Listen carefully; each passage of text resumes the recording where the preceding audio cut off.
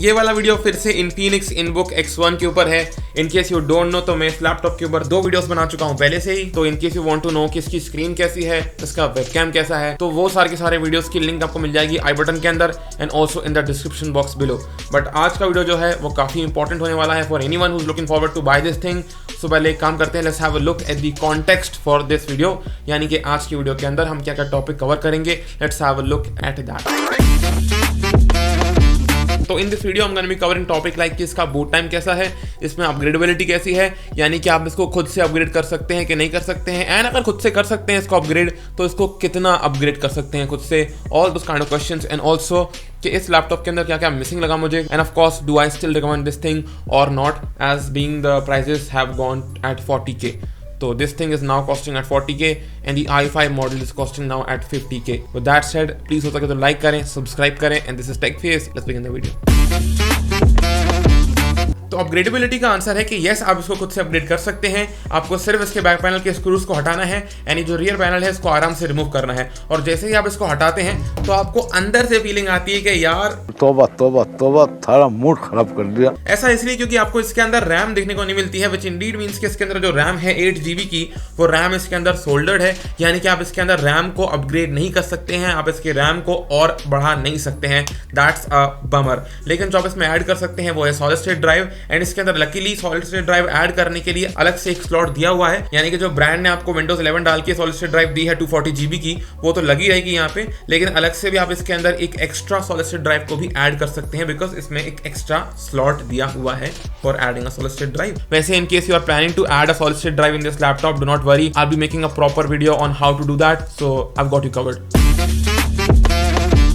6 seconds, 7, 8, 9, 10, 11, 12 and 12 पर ये on हो जाता है। Nice.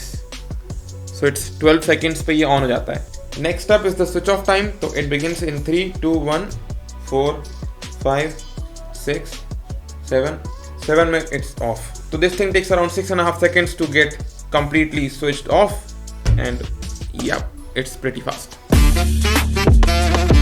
Now coming to the very important question of this video, यानी कि अगर आपके पास में एक 40K का बजट है and in case you want to buy yourself a best possible laptop, तो आपके दिमाग के अंदर एक क्वेश्चन आएगा कि should you consider buying the 11 generation का i3 और द 10 जनरेशन का i3। तो जिन लोगों को भी वो सवाल है उसका एक सिंपल आंसर होगा कि जो 10 जनरेशन का i3 है और जो 11 जनरेशन का i3 है, इनमें लिटरली 19-20 का फर्क होगा, वरना मेरे हिसाब से तो इनमें कोई भी फर्क नहीं आने वाला है। जिससे फर्क पड़ता है वो होती है रैम की फ्रीक्वेंसी, एंड बहुत अच्छी बात यह है कि इस लैपटॉप के अंदर आपको मिल जाती है बेस्ट पॉसिबल रैम, यानी कि 3200 मेगाहर्ट्ज की रैम, यानी कि 3200 मेगाहर्ट्ज की फ्रीक्वेंसी की रैम लगी हुई है इसके अंदर, which is just great. And ये जो 8GB की रैम है इसके अंदर, ये आपके ऑलमोस्ट सारे के सारे काम करा देगी in case you want to open multiple tabs on Chrome. This will get the job done in case you want to use एक तरफ पे VLC मीडिया प्लेयर, एक तरफ पे you want to use PowerPoint और PDF और WordPad, या एक सब कुछ एक साथ में, तो every single thing will be handled very easily with this 8GB of high frequency की रैम। तो again coming to the topic, तो 11 जनरेशन के अंदर और 10 जनरेशन के i3 के अंदर कोई अंतर नहीं मिलेगा देखने के लिए। अगर आप 12 जनरेशन के i3 पे आते हैं तो अलग बात है, लेकिन 10th और 11th के i3 के अंदर आई वुड हैप्पीली से कि अगर आप एक लैपटॉप सोच रहे हैं लेने की, तो इसका सबसे बढ़िया बैटरी बैकअप होगा, सबसे बड़ी परफॉर्मेंस होगी, एंड ऑफ कोर्स सबसे बेटर स्क्रीन इसके अंदर तो है ही है, फॉर अ श्योर वाली बात। तो इस लैपटॉप के अंदर मुझे 2 नेगेटिव पॉइंट्स लगते हैं। पहला इसका जो मेजर नेगेटिव पॉइंट है वो ये है कि इस लैपटॉप के अंदर आपको मिल जाता है देखने के लिए Type-C का स्लॉट चार्ज करने के लिए, लेकिन आप इसको अपने Type-C वाले स्मार्टफोन के चार्जर से, तो मेरे पास में अपना Zenfone 5G है, इसके 18 वाट के चार्जर से मैं अपने लैपटॉप को चार्ज नहीं कर सकता हूँ। आई थॉट कि क्योंकि इसमें Type-C है, क्योंकि मेरे फ़ोन में Type-C है, तो मेरे 18 वाट के चार्जर से मैं इसको चार्ज कर पाऊंगा। लेकिन अगर आप ऐसा सोच रहे हैं तो आप 18 वाट के चार्जर से या 10 वाट के चार्जर से अपने लैपटॉप को चार्ज नहीं कर सकते हैं। This thing comes with a 65 वाट का चार्जर, एंड मे बी 65 वाट के अगर आपके पास चार्जर हो पहले से स्मार्टफोन का, तो तब जाके I guess you will be able to charge this thing from your smartphone का चार्जर। अदरवाइज 18 वाट 10 वाट वगैरह वगैरह से ये चार्ज नहीं होगा।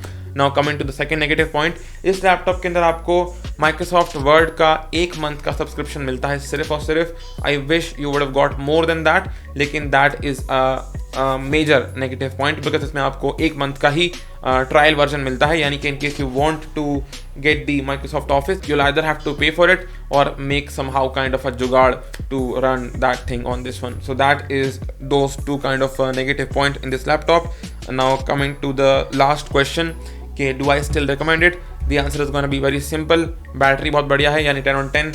Screen बहुत बढ़िया है, 10 on 10. And of course the performance is 10 on 10. इसीलिए I will be having no issues in recommending this laptop for anyone out there right now. अगर आप स्टूडेंट हैं, टीचर हैं या ऑफिस वगैरह जाते हैं, this is absolutely the best thing that you can buy right now. बहुत अच्छा लैपटॉप है, सीरियस बात है. चलो with that said, let me know how was the video और how do you like this thing or not. ज़रूर मुझे comment करके बताएं.